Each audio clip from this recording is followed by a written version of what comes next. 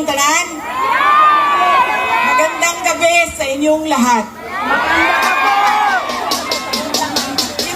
Alright mga idol, magandang araw sa ating lahat. Nandito na tayo sa Quezon City.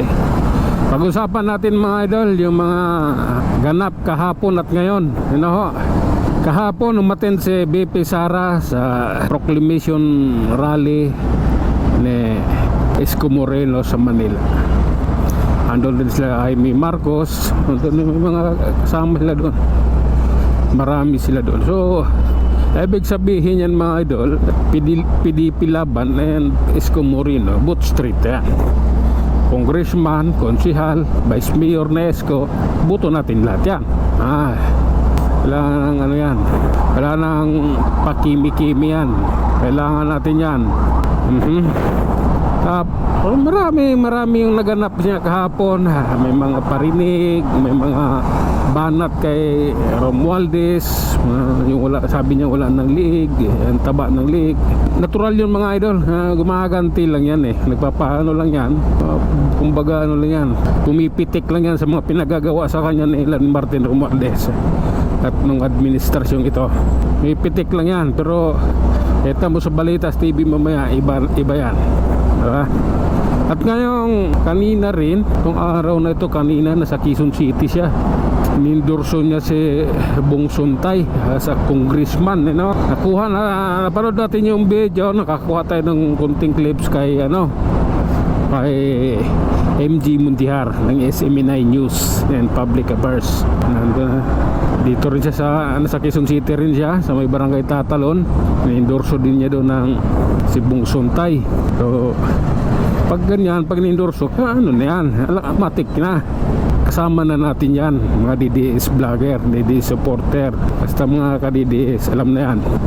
Sa Bacolod, mayroon din siyang nindorso doon na isang congresswoman.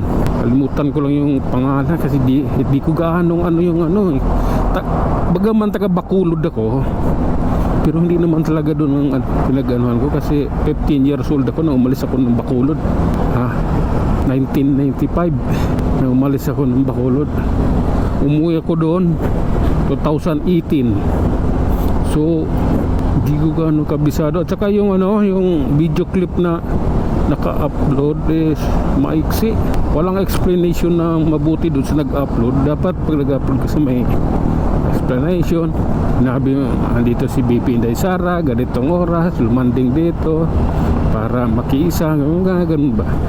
Para alam ng tao, mga manunood, hindi yung naghuhula lang. Pero anyway, ganun pa man, yun ang sinabi ko, basta yung PDP laban, hindi lang Pulo na kayo Malapit ka. Kilala mo naman yung ano yan. Ano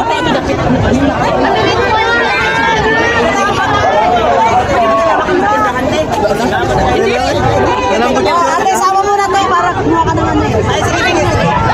Ano yan? hindi lang senatorial yan, pati yung mga lokal, gobernador, congressman, SB member, vice governor, ganun yan, bababa ng mayor, vice mayor at konsihal. Kailangan PDP laban yan. Nang sa ganon, makikita natin yung tagumpay natin. Malapit na ang eleksyon mga idol. Okay. Kopya. Okay. Sakit sa batok. Hapdi, ang init. May sumakay. Hop. Okay, dito tayo. Pero balik tayo sa ating topic mga idol, bukas, ngayong gabi, hindi natin alam kung saan si BP mapunta. Kasi nag-iikot talaga yan. Araw-araw nag-iikot yan. Buong Pilipinas iniikot yan. Susuportahan natin lahat na ini-endorso niyang lokal politician. Kailangan samahan natin yan.